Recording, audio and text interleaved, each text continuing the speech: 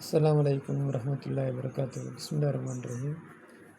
நஹ்தாரு சஹீஹானதை தேர்ந்தெடுப்போம். சஹீஹுல் ஹாத்திய தவறானதை சரிப்படுத்துவோம்.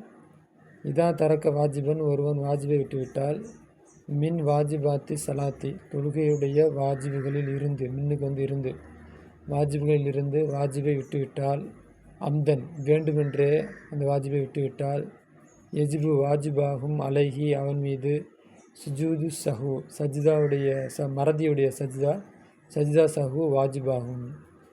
தப்புன்னா ஏன் தப்புன்னு எழுதுங்க, சரின்னா டிக்கு மட்டும் போட்டுருங்க.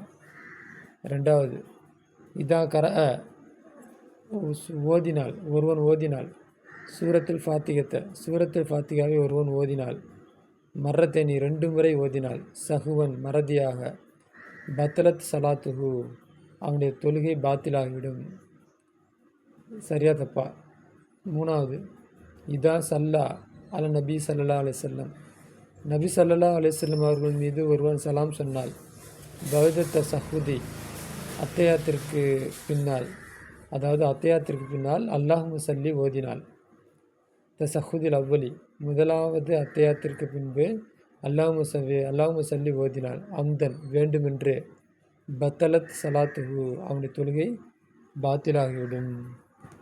நாலாவது, இதா கராயத்தில் பகுபாவுனா கிளி ஆயத்தன் ஒரு ஆயத்தை ஓதினால் ஆயத்த சஜிதாவுடைய ஆயத்தை ஓதினால் சமிஅஹா அதை அவன் அதை ஒரு முஸ்லீம் கேட்டால் தஜிபு வாஜிபாகும் அலைஹி அவன் மீது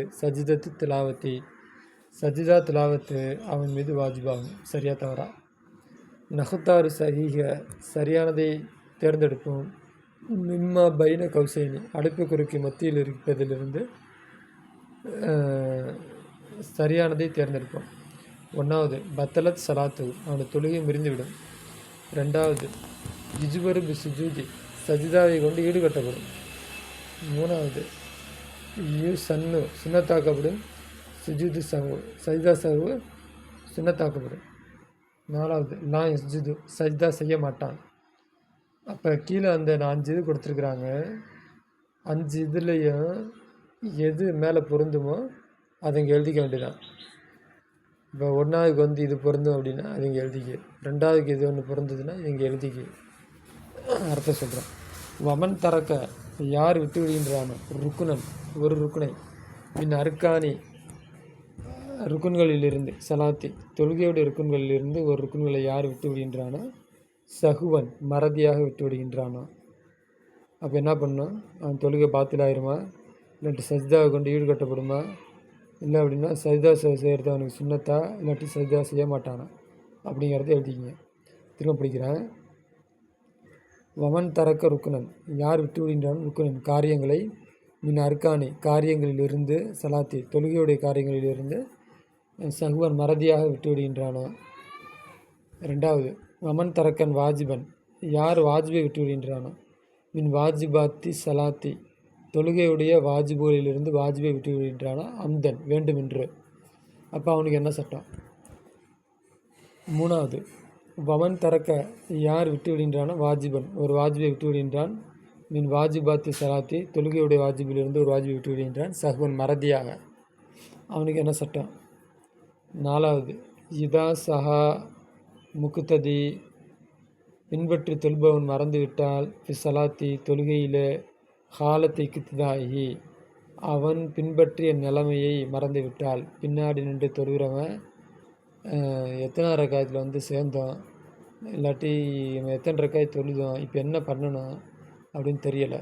அதுதான் சொல்கிறாங்க. இதான் சஹா மறந்துவிட்டால் முக்குத்ததி மறந்துவிட்டால் சலாத்தி அவனுடைய தொழுகையில் ஹாலத்தை கித்தாயி அவனுடைய பின்பற்றுவதுடைய நிலைமையை மறந்துவிட்டால் இப்போ என்ன சட்டம்?